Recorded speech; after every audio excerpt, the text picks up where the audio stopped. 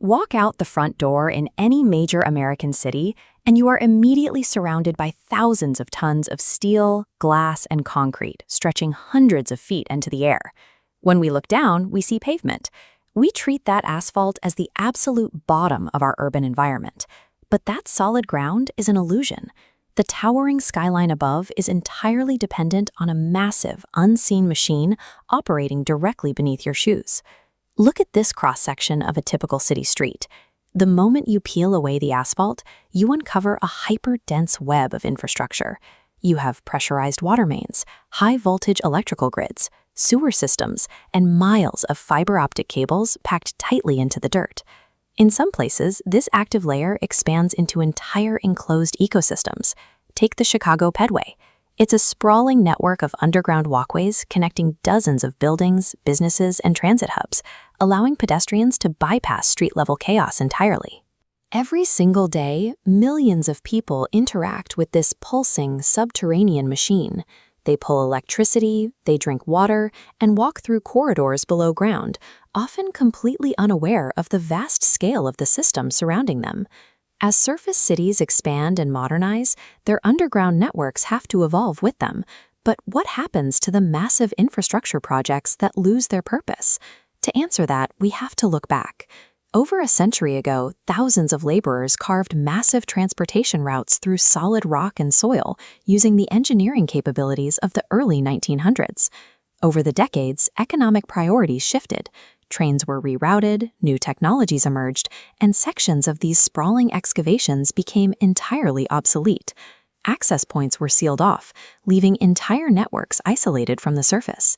Directly beneath the buzzing utility grids lies a dormant secondary layer of the city.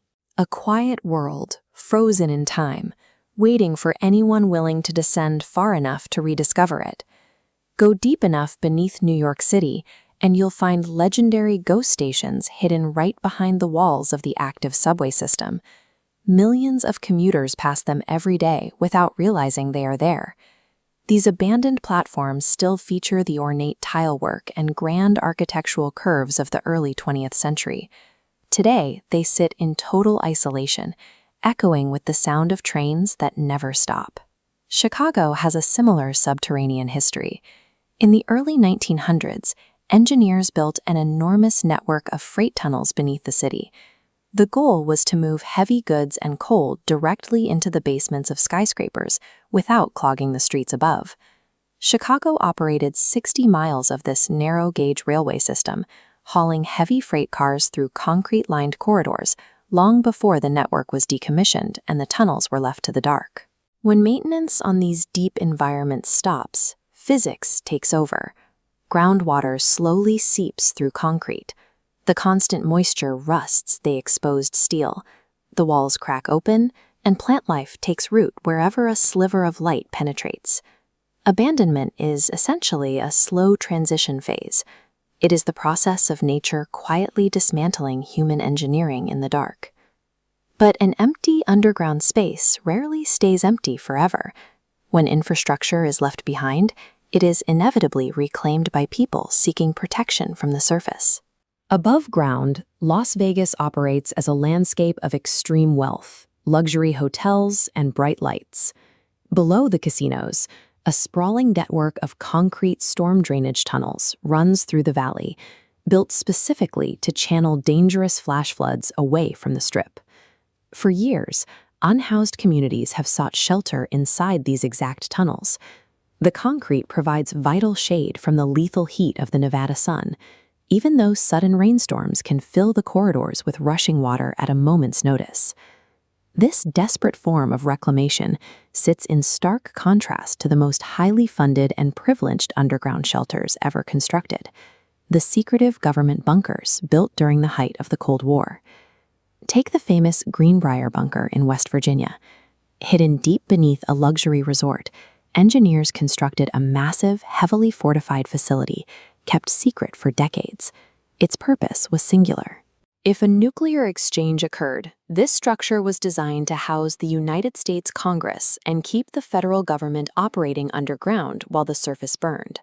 That deep cultural fear extended to ordinary citizens too.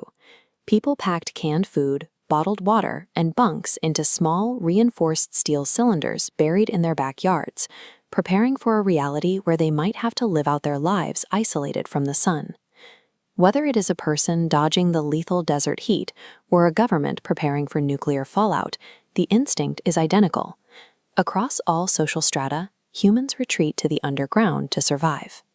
Since we know how to build these shelters, the logical question is whether we could scale them up. Could we construct fully self-sufficient, permanent underground cities for the general public? The short answer comes down to what we call biosphere continuity. This flowchart breaks down the absolute baseline requirements to keep just one human alive underground. You have to constantly pump in fresh air, clean water, and immense amounts of electricity, while simultaneously pumping out human waste and the enormous heat exhaust generated by the machinery itself. Maintaining this artificial biosphere requires constant energy. For every new resident, the system must generate additional fresh air, treat more water, and vent the resulting heat, creating a compounding energy burden that quickly outpaces the resources available below ground. Our biology is strictly tied to the surface of the Earth. We need sunlight, natural air cycles, and wide open space. Replicating those basic elements permanently in the dark remains prohibitively expensive. But while human habitation underground is incredibly difficult, our technology doesn't have those biological restrictions. Severe climate shifts and increasingly crowded surface populations are forcing our critical infrastructure downward. Modern urban planning is already shifting massive data centers, energy grids, and high-speed transit networks completely below the surface, freeing up the valuable ground level for the people who actually need it. As surface real estate reaches its limit, the underground is being repurposed as Layer 2, a dedicated zone for the massive data centers and energy hubs that the surface city can no longer accommodate. The next time you walk down a city street, remember that the pavement beneath your feet isn't actually the ground. It is simply the roof of a massive hidden world operating right below you.